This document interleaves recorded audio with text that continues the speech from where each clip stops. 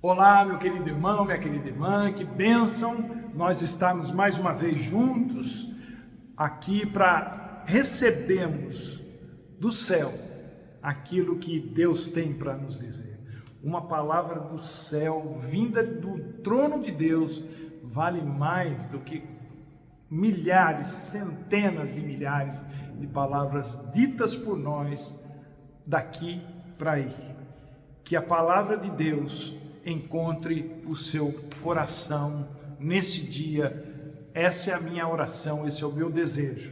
E eu quero falar com Deus para que Ele toque no seu coração nesse momento, em nome de Jesus. Pai amado, Deus bendito, nós, ó Deus, nos sentimos profundamente privilegiados, ó Deus, por termos acesso a essas vidas que estão nos assistindo. Mas nos sentimos ainda muito mais abençoados ao sabermos que o Senhor estará transmitindo a esses corações uma palavra que lhes dará ânimo, fé, que lhes trará, ó Deus, paz ao coração, esperança, ó Deus, em nome de Jesus, que isso realmente se reflita na vida dessas pessoas que nos ouvirem, que nos assistirem, ó Deus. Nós te agradecemos desde já pelas maravilhas que o Senhor há de realizar na vida dessas pessoas, em nome de Jesus. Amém. E o texto escolhido para a nossa meditação hoje se encontra em Marcos 9, versículos 14 em diante, que é a cura daquele menino endemoniado. Marcos 9, 14.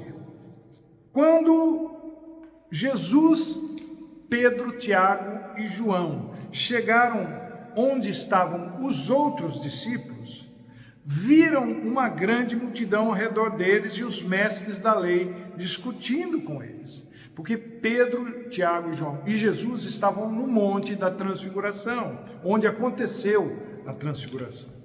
E Jesus perguntou-lhes: o que vocês estão discutindo? Um homem no meio da multidão respondeu: mestre, eu te trouxe o meu filho que está com um espírito que o impede de falar.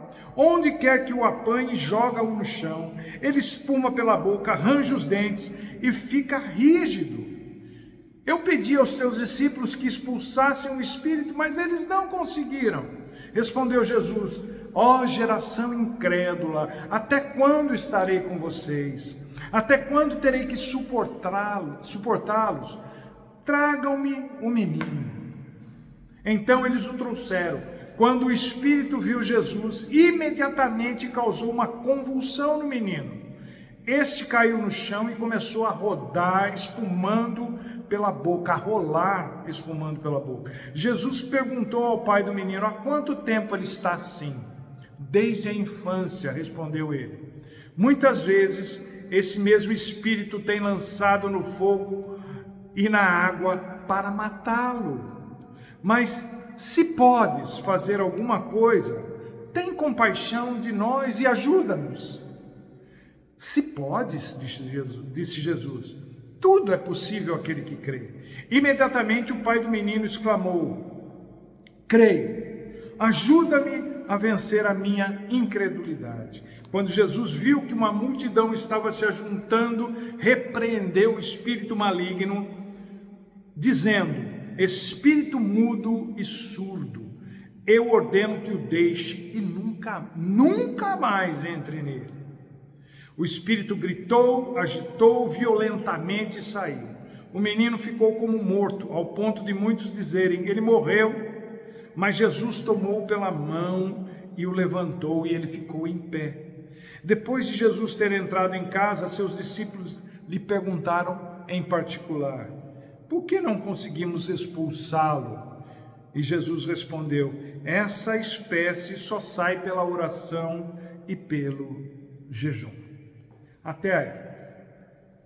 Então, o que nós estamos aqui diante de uma situação desesperadora de um menino. Nós vemos aqui a impotência de um pai. Nós vemos aqui a inabilidade dos discípulos de Jesus em lidar com uma situação. Mas também, acima de tudo, nós vemos o poder maravilhoso de Jesus, que no Evangelho de João, no capítulo 6, verso 37, disse que jamais rejeitaria, que jamais lançaria fora qualquer um que viesse até ele. Situações desesperadoras são mais comuns na vida da gente do que nós gostaríamos. E não ter o poder ou condições para lidar com elas é tão comum quanto. A gente procura ajuda profissional, gente que supostamente poderia resolvê-las, mas muitas vezes nem eles mesmos sabem o que fazer.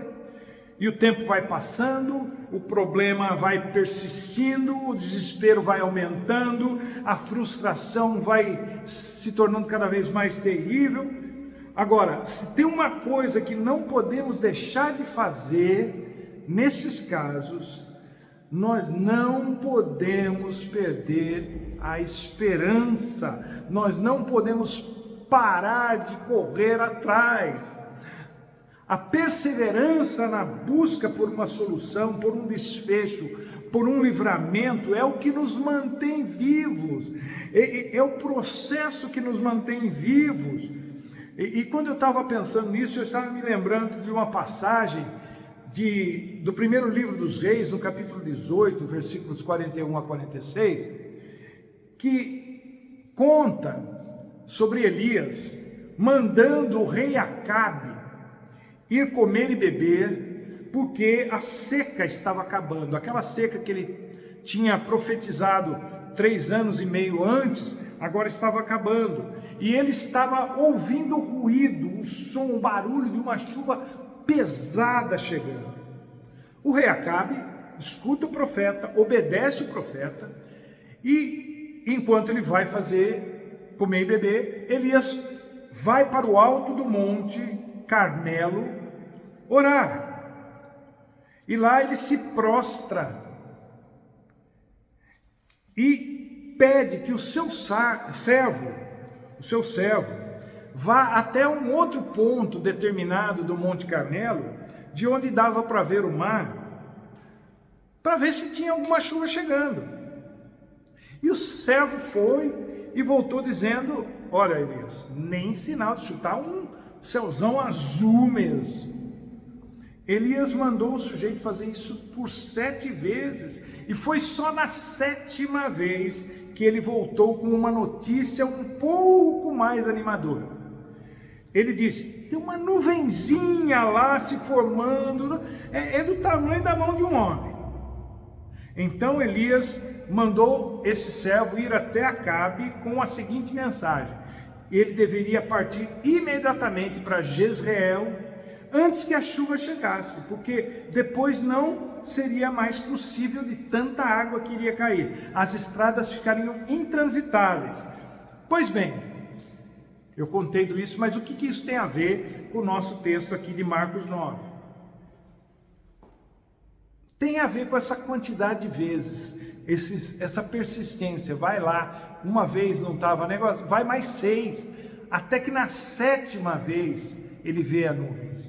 Fé, num certo sentido, gente, é tanto o exercício da perseverança até que se obtenha o resultado desejado, quanto o exercício da perseverança diante de um resultado não esperado.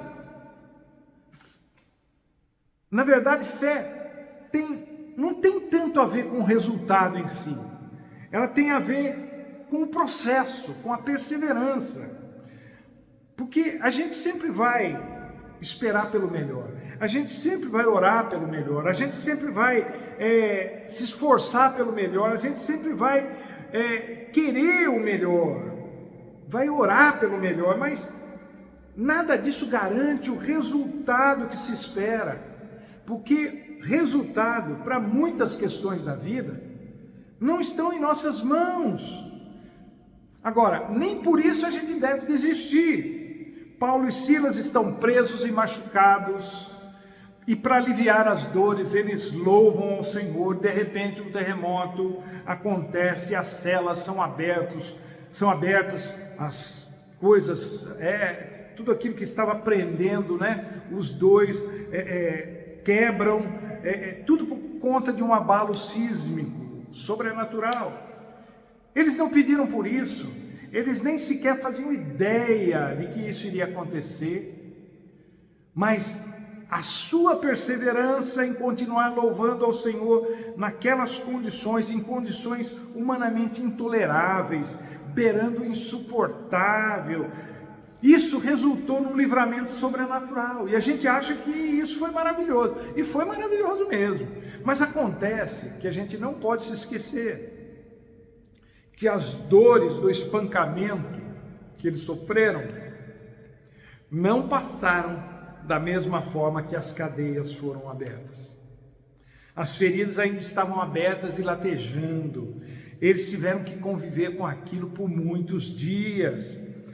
Deus trata cada coisa relacionada a nós, cada situação relacionada a nós de formas diferentes. Algumas de forma sobrenatural, outras de forma natural. Algumas ele fará um terremoto acontecer para nos libertar, e outras ele simplesmente deixará sob a supervisão do tempo.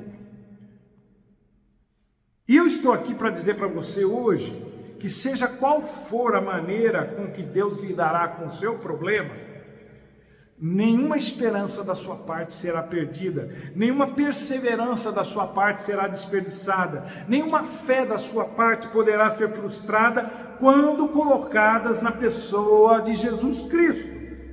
Em qualquer outro fundamento você vai se arrepender, mas em Jesus não. O pai do menino fez tudo o que podia por ele, mas não logrou êxito até então. Os profissionais a quem ele tinha levado o menino não o haviam conseguido ajudar. Os discípulos de Jesus não conseguiram ajudá-lo, mas Jesus ouve a súplica do pai e diz: tragam o menino até mim. E eu gostaria que você que está me vendo, me ouvindo, tomasse essa palavra para você hoje. Traga esse seu problema até mim, ou seja, leve esse seu problema até Jesus. Agora, antes de falarmos de Jesus, vamos falar um pouco de nós mesmos, sobre a nossa inabilidade de lidar com certas situações, sobre a nossa falta de poder, a nossa impotência para resolver determinadas questões. Porque Jesus expõe aqui o problema dos discípulos. Eles faziam parte de uma geração incrédula. Parece até incoerência, mas é o que acontece. Há alguns estudiosos que dizem que as pessoas que ficavam mais longe de Jesus, aquelas que não faziam parte do grupo de elite, os 12, os mais próximos, não é? Podiam falar mais sobre quem Jesus era do que aquelas que estavam com Jesus o tempo todo.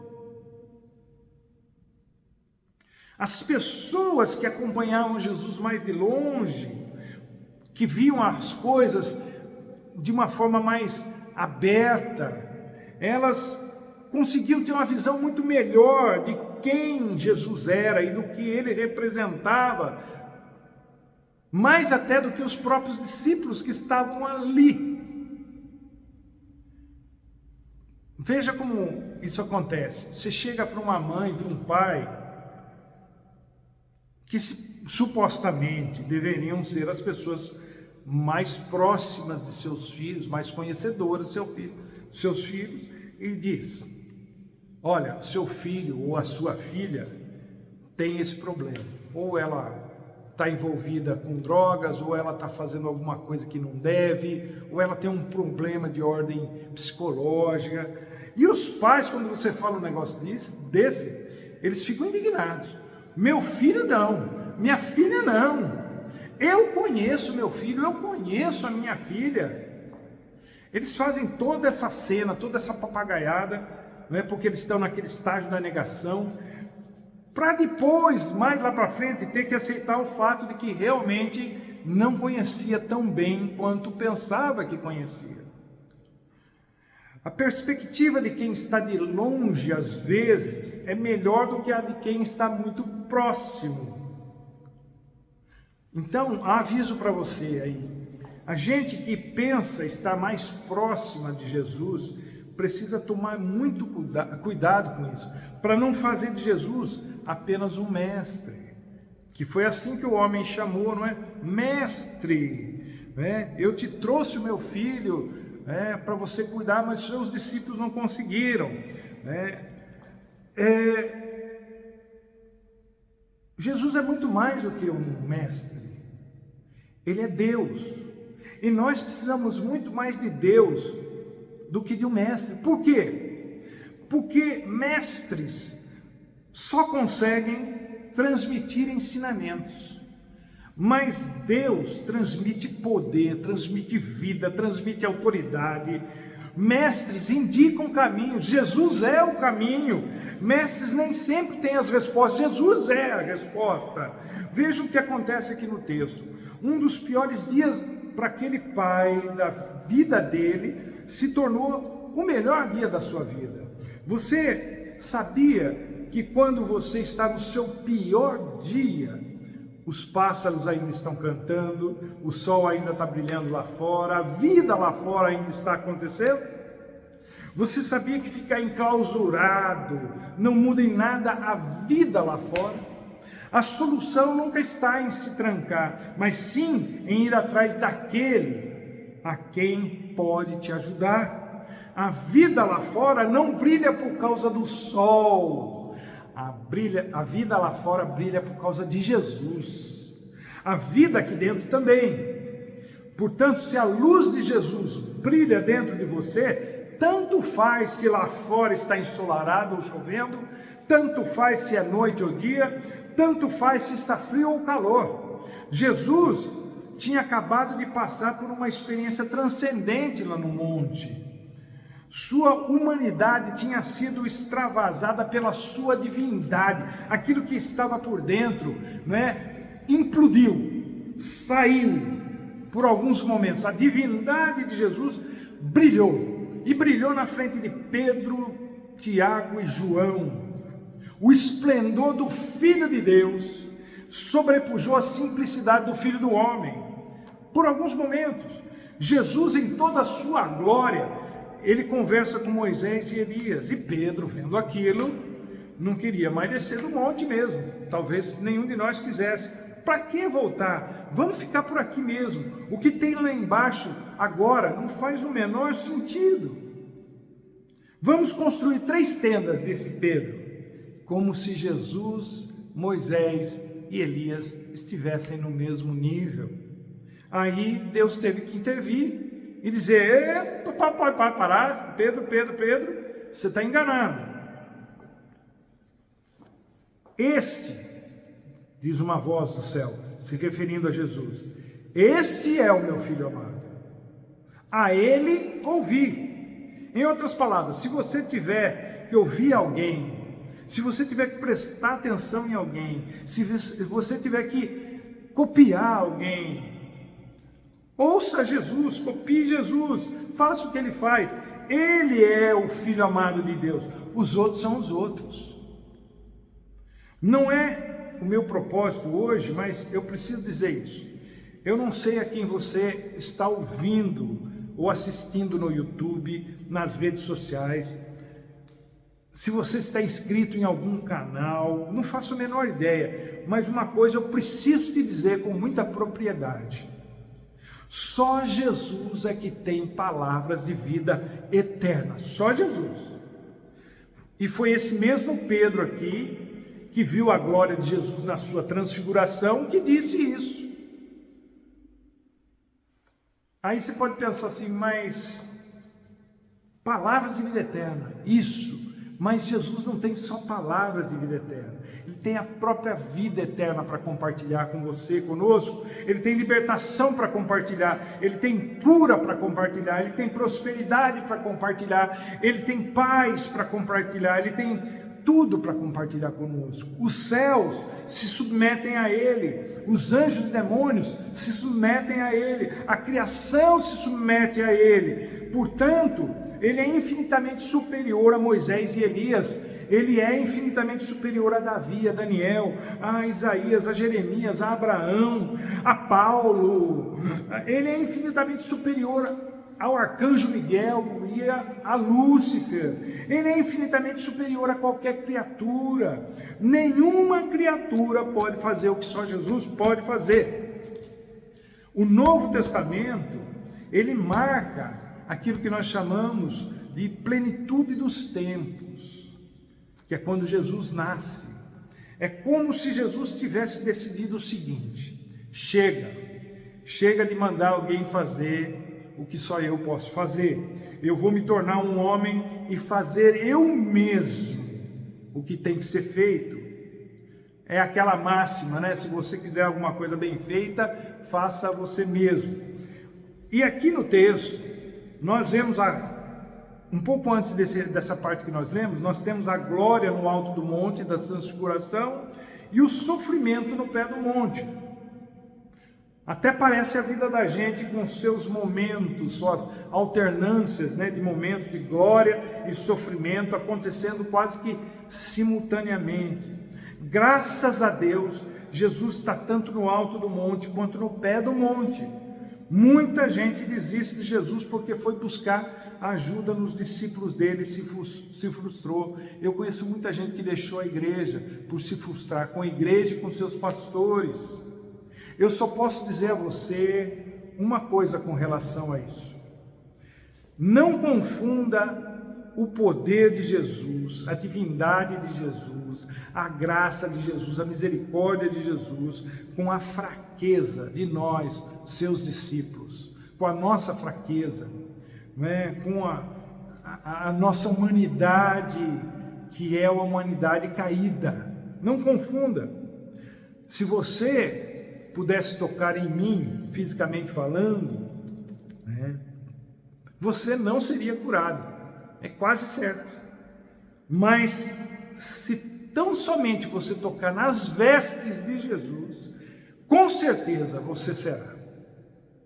A igreja, o pastor nem sempre conseguirão entender as suas expectativas, mas Jesus sim. Nós somos cristãos não por causa da igreja, mas por causa do Cristo ressurreto. Nós somos cristãos por nenhuma outra razão, a não ser pelo fato de termos conhecido a Jesus de Nazaré, aquele que morreu para que nós tivéssemos vida, aquele que morreu para que nós não tivéssemos que morrer eternamente. Nós não fomos salvos pela igreja e nem por ninguém mais. Não foi o sangue da igreja que nos salvou, foi o sangue de Jesus. Nenhum de nós foi salvo por representantes de Jesus, sejam eles falsos ou verdadeiros. Nós fomos salvos diretamente por Ele, e só por Ele. Nós lemos a Bíblia e achamos que o que está escrito é para nós, como se nós fôssemos a cereja do bolo, né? O núcleo de tudo. Mas não somos, não. Por exemplo, essa situação do pai com o filho aqui. Isso não está registrado para nos contar a história de um pai que lutou com tudo que tinha para ajudar o seu filho. De jeito nenhum. A história está registrada aqui para nos falar de Jesus e de como ele ajudou aquela família fazendo o que só Deus poderia fazer. A história está registrada aí por causa de uma única frase: traga um menino até mim. É Jesus que cura, é Jesus que liberta, é Jesus que salva. Eu não quero que você pense que ao dizer essas coisas, eu estou simplesmente excluindo a minha responsabilidade como pastor, ou a responsabilidade da igreja em sermos solidários com os problemas das pessoas, em sermos santos, nada disso. Só que, quando se trata de lidar com questões, o máximo que a gente consegue fazer, na maioria, grande, esmagadora maioria das vezes, é sermos solidários. Isso é tudo que a gente pode fazer. Uma oração, uma ajuda que não é uma solução.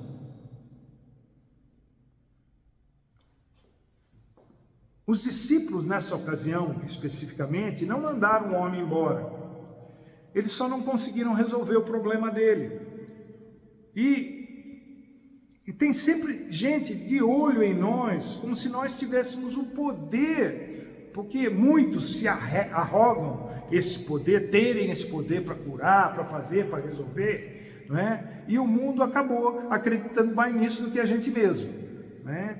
Eles dizem que tem o poder para fazer e não fazem. Até, por exemplo, que a gente, com as nossas pregações, com as nossas palavras, a gente está condenando pessoas ao inferno. Onde já se viu um negócio desse no século 21? Eu preciso que você saiba que eu não tenho, e nenhum outro ser humano tem o poder de mandar alguém para o inferno. A gente pode usar aquela expressão horrível, né, vá para o inferno, como muita gente diz, né, mas nós não temos o poder disso, de fazer isso. A gente prega contra certas práticas justamente para que as pessoas se livrem de ir para lá, ou para que elas se livrem de terem suas vidas transformadas num verdadeiro inferno existencial aqui. Mas isso é tudo que a gente pode fazer. Falar e testemunhar com a nossa própria vida, mais nada. Quem tem todo o poder é Jesus, Ele é o Senhor da igreja. O problema daquele menino era que ele não conseguia falar, porque o espírito maligno que estava nele o impedia de ouvir. Por isso, o menino não respondia. Foi preciso tirar o espírito maligno para que os ouvidos dele e a boca se abrissem. Uma das coisas mais difíceis de se fazer para ajudar alguém é não saber o que está de fato acontecendo. Você pergunta, o que está acontecendo? O que você está sentindo? Onde está doendo? Quando a pessoa responde, até dá para a gente tentar ajudar. Mas fica difícil quando a pessoa... Por exemplo, se fizer uma anamnese com um cachorro, por exemplo, é só a graça. Quem tem que responder são os donos. E eles respondem baseado em alguma coisa que eles viram de diferente no comportamento do animal. Assim como o pai da história que falava pelo filho e nem sequer conhecia a voz do filho, porque o espírito maligno não deixava o menino falar desde a infância, né? É assim que acontece às vezes. A gente precisa ouvir, e se não ouve o que a pessoa quer, não tem como ajudar. Ah, pastor, mas esse negócio aí, o senhor está falando de demônio, eu não acredito não. Problema seu. Eu só posso dizer o seguinte, ele não está brincando, ele não está nem aí se você acredita nele ou não. Se você, por exemplo, frequenta uma comunidade cristã, se você vai a um templo cristão e não acredita que demônios existem, então essa é a prova de que eles lograram êxito em enganar você, porque o diabo não tem problema em você frequentar uma igreja. O que ele não quer é que você creia em Deus. Ele não quer que você experimente o poder de Deus quando você sair daquele culto. É mais ou menos como aquela expressão, o que acontece em Vegas fica em Vegas. Desde que o que você creia fique entre aquelas quatro paredes, tudo bem. Até porque a sua vida mesmo acontece lá fora. De domingo depois do culto até o próximo domingo antes do culto, essa é a sua vida. E demônio não respeita nada nem ninguém a não ser Deus. Esse aqui estava judiando de um menino há anos. E uma pessoa que passa por isso ou por uma situação semelhante, demora um pouco até perceber que nunca vai conseguir sair dessa ciranda macabra. Há coisas que só Deus pode fazer, meu querido, minha querida, que só Deus pode resolver em ponto final. O pai do menino disse para Jesus, se o Senhor puder fazer alguma coisa, tenha misericórdia, faça. E Jesus responde, se eu posso. E aqui, e só aqui, é que se encaixa perfeitamente aquela frase, por acaso você sabe com quem está falando?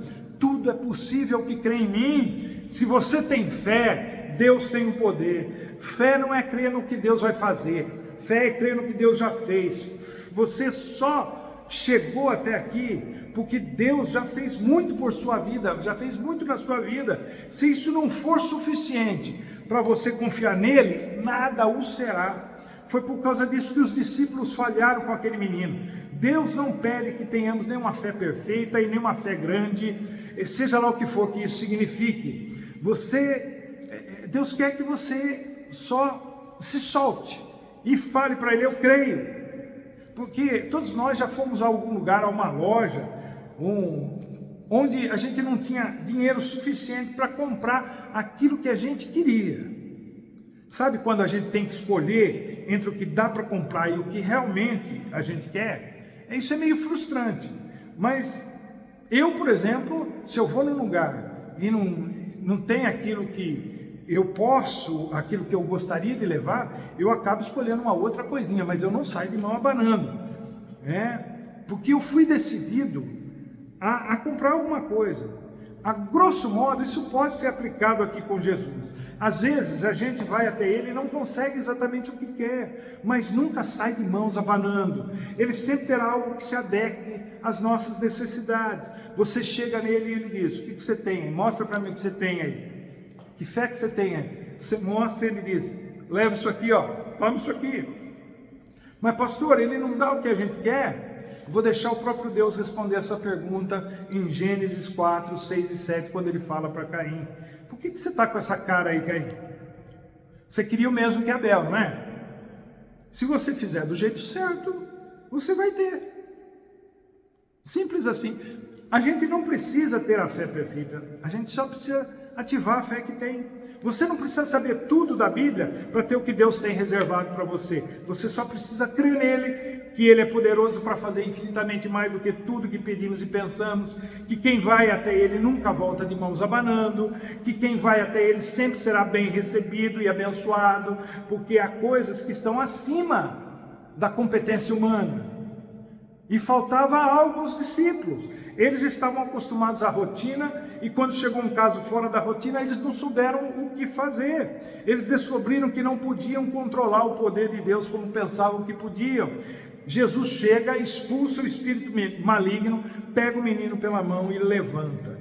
Jesus vai fazer o mesmo na sua vida. Ele vai expulsar da sua vida aquilo que está te atribulando, vai te pegar pela mão e levantar você, assim como fez com aquele menino.